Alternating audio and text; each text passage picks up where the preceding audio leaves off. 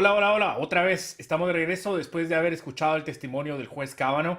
Una tarde de muchas emociones. Fue una montaña rusa de emociones. Arriba, abajo, arriba, abajo.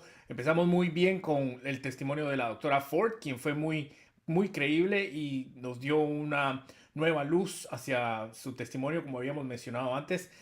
Pasó de ser alguien que parecía que tal vez podría ser un activista demócrata a alguien bastante creíble, que pensamos es una víctima no solo tal vez de abuso sexual, sino posiblemente también de manipulación y de la politización de la tragedia que ella sufrió.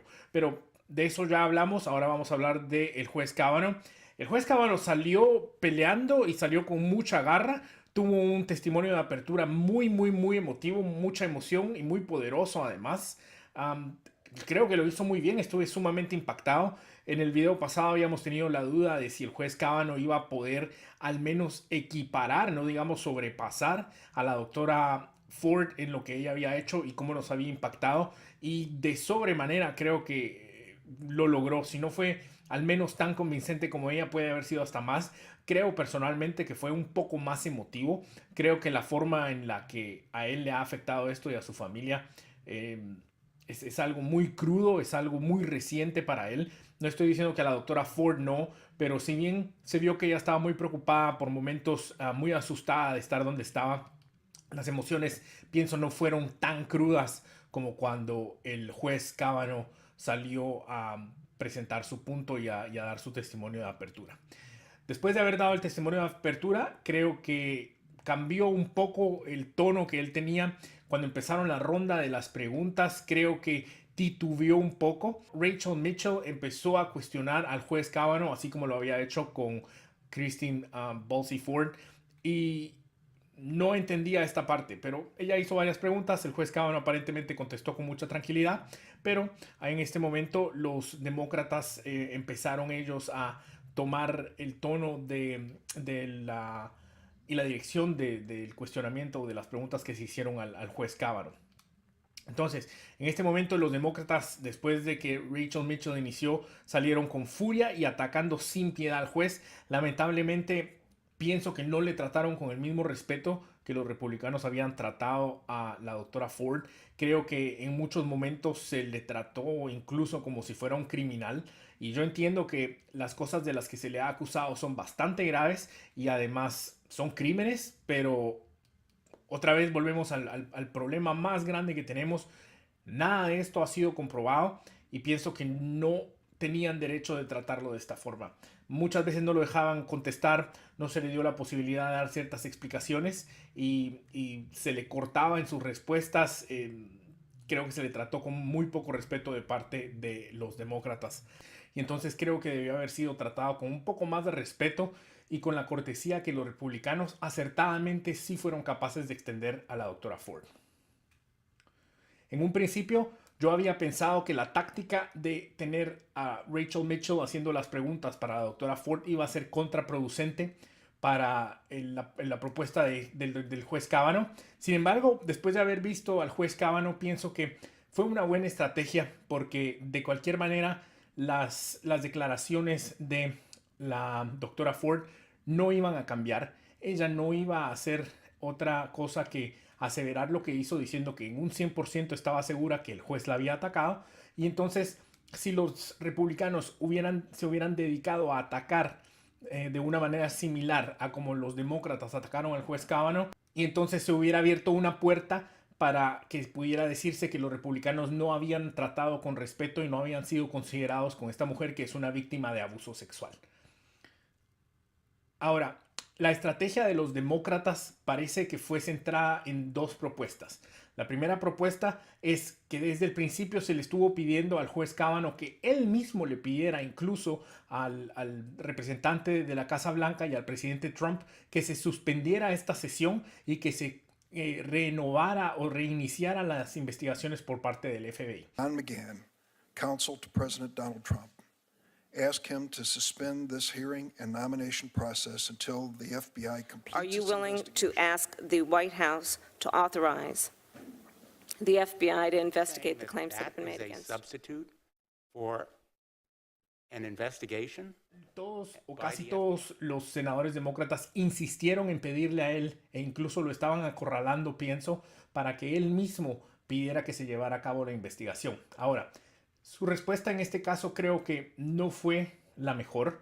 Pienso que él se notó acorralado por esta pregunta. Entiendo el por qué. Y la razón es porque si él contestaba que no, entonces ellos lo hubieran podido acusar a él como que a él no le importaba a la doctora Ford y como que no estaba haciendo, o como que él estaba siendo desconsiderado totalmente con ella y sus declaraciones. Pero por otra parte, si él contestaba sí, entonces ponían la responsabilidad sobre Chuck Grassley, y sobre el presidente Trump para reiniciar las investigaciones y poder retrasar aún más el proceso de confirmación. Así que verdaderamente se puso en una situación imposible. De las mejores respuestas que le vi en este sentido fue decir: voy a hacer cualquier cosa que el comité me pida que haga y estoy feliz de hacer lo que ellos digan. Yo no estoy en ninguna disposición de hacerlo, pero pienso que después de haber tenido tantas veces la misma pregunta y la misma intención de acorralarlo, pudo venir con una respuesta un poco diferente. Por ejemplo, él hubiera podido decir: lamentablemente yo no estoy en condición de pedir esto. Ya el presidente del comité, que es el senador Grassley, ha dicho que yo no tengo la disposición de hacerlo. Si yo tuviera la disposición diría que sí, pero esto es responsabilidad de él. Así que él hubiera podido decir: si fuera mi responsabilidad, sí, pero tirar otra vez la responsabilidad hacia Chuck Grassley, quien ya había dicho que no iba a hacerlo. La segunda arma que usaron fue que creo que estuvieron tratando de atacar continuamente al juez Kavanaugh y esto otra vez lo hizo ver un poco acorralado.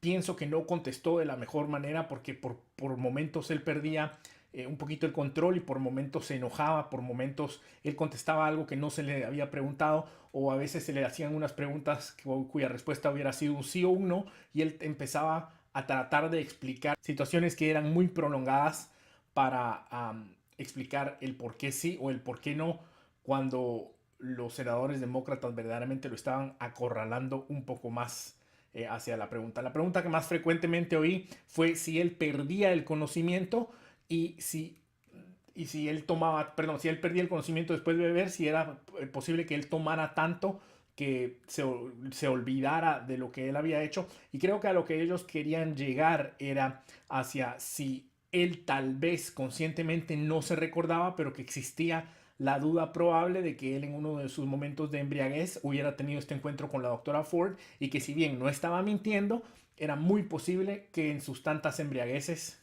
lo hubiera hecho. Ahora, es importante mencionar que aunque una persona se emborrache y aunque una persona se desmaye por beber tanto, esto no significa que se convierte en un depredador sexual ni que ha abusado sexualmente de alguien más y mucho menos que cualquier acusación que se le pueda hacer vaya a ser culpable o responsable de la misma solo por el hecho de que a veces bebe mucho. Esto cualquiera de nosotros que haya bebido mucho en alguna ocasión puede saber que incluso muchas veces después de uno haber bebido más de la cuenta, como él dijo, y le preguntaron qué es beber más de la cuenta y ahí titubeó otra vez en su respuesta, creo que pudiera haber contestado algo rápido y algo ingenioso como decir: beber más de la cuenta es cualquier momento en el que uno no puede manejar, o beber más de la cuenta es cualquier momento en el que uno empieza a sentirse un poco mareado. Pero eso no quiere decir que uno va a perder el conocimiento o que va a perder completamente el control de sus acciones. Como dije entonces al principio, creo que no se vio tan bien en sus respuestas y titubeaba, pero en ese momento cuando yo creí que todo estaba perdido y que los demócratas con sus preguntas iban a acabar con él, salió en su defensa Lindsey Graham. Hizo uno de los discursos más emotivos y con más fuerza y más poderosos de la tarde. En esto no solo defendió al juez Kavanaugh, sino además atacó a los demócratas, atacó a la representante de la minoría que son los demócratas, que es Dianne Feinstein, la senadora Feinstein, y la acusó de haber entorpecido el procedimiento y de haber escondido la carta por tanto tiempo. Además los acusó y les dijo: si ustedes tanto querían una investigación por el FBI, tuvieron suficiente tiempo para hacer una requisición de esto en el momento que tuvieron la carta desde un inicio, pero decidieron esconderla por alrededor de 45 días hasta que nos la entregaron a nosotros, poco tiempo antes de haber terminado los procesos de confirmación. If you wanted an FBI investigation, you could have come to us. What you want to do is destroy this guy's life, hold this seat open, and hope you win in 2020. You've said that. not me. Además, la acusó a ella de haber dado consejería legal a la doctora Ford mientras escondió del juez Kavanaugh que ella ya tenía esta información y que tenía esa preocupación. Es importante mencionar que después de Lindsey Graham, la profesional Rachel Mitchell ya no participó más de la sesión. Entonces cada uno de los senadores republicanos fueron tomando su turno y fueron, otra vez se convirtió algo en más o menos un circo político, porque lejos de preguntarle mucho, lo que hicieron fue decirle que entendían lo que había pasado él y su familia, felicitarlo por estar ahí y darle básicamente una palmada en la espalda, criticar a los demócratas, y después los demócratas hacían lo contrario. Las únicas dos veces que esto fue un poco diferente fue cuando estuvo el senador demócrata Booker y la senadora demócrata Harris. Estos dos senadores creo que hicieron otra vez titubear y tambalear un poco al juez Kavanaugh, no en el sentido de que él perdiera credibilidad, no en el sentido de que yo piense que él en verdad es un depredador sexual o que las acusaciones todas sean verdad en relación a él, sino en el sentido en el que ellos estaban atacando su carácter y su integridad, y él creo que no pudo defenderse de la manera más adecuada. Creo que a veces se sintió abrumado por las acusaciones y otra vez a veces se sentía enojado.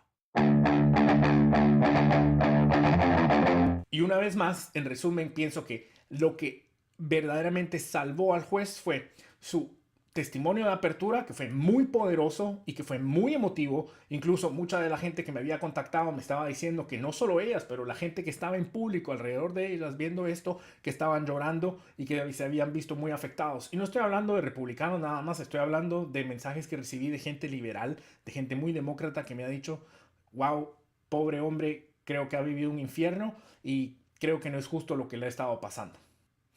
Al final de la sesión y de la presentación del juez Kavanaugh, creo que otra vez volvemos a estar al punto de inicio. Creo que la doctora Ford fue muy efectiva y que fue muy creíble todo lo que ella dijo, pero creo que también el juez Kavanaugh fue muy poderoso en sus declaraciones. Creo que Lindsey Graham tuvo una intervención muy oportuna y muy poderosa y que volvió a levantar las oportunidades de los republicanos de confirmar a Kavanaugh. Y creo que al final va a depender otra vez de estos 4 o 5 republicanos que están todavía o estaban todavía indecisos antes de las audiencias de hoy en de si van a confirmar a Kavanaugh o no. Pero creo que tiene muchas más posibilidades hoy de las que tenía ayer a esta misma hora antes de haber presentado esta declaración tan poderosa. Al final de las audiencias del día de hoy, el presidente Trump volvió a hacer uso del tweet y mandó un tweet reforzando su confirmación para la nominación de Kavanaugh. Así que resta saber si mañana va a haber una votación del Comité Judiciario para recomendar una votación en pleno del Senado o no. Pero como dije, creo que está más o menos 50-50 o 60-40 en favor de que va a ser confirmado, pero todavía falta mucho por recorrer y esperemos que no haya más entorpecimientos del proceso. Si hay 2 acusaciones más de estas 2 personas que acusaron, es todavía una posibilidad que se confirme al juez Kavanaugh, que no se entorpezca más el proceso y que si es pertinente y si él ha sido culpable de alguna de las 2 alegaciones restantes, ya sea Debbie Ramírez o la otra persona que salió ayer, que fue Julie Swetnick, que se hagan las investigaciones apropiadas y en caso él fuera culpable de algo, se puede retirar de la Corte Suprema de Justicia. Si bien es un puesto vitalicio, esto no quiere decir que si alguien ha cometido un delito de este tipo no se le pueda retirar. Entonces, en resumen, creo que la doctora Ford es muy creíble, creo que ella ha sido una víctima no solo de abuso sexual, sino también de la manipulación y de la politización de su caso. Creo, sin embargo, que el juez Kavanaugh también está diciendo la verdad y lamentablemente la única explicación que nos queda es que sea un caso de identidad equivocada en el que por alguna razón la doctora Ford anexó esta memoria de Kavanaugh a la memoria de su ataque y que ella en verdad cree y que ella esté convencida que fue realmente Kavanaugh el que abusó de ella. Sin embargo, esto no es una corte, esto no es un juicio, es parte de una nominación y ahora falta ver si va a ser confirmado o no el juez Kavanaugh para la Corte Suprema de Justicia. Muchas gracias otra vez, dejen sus comentarios, buenas noches.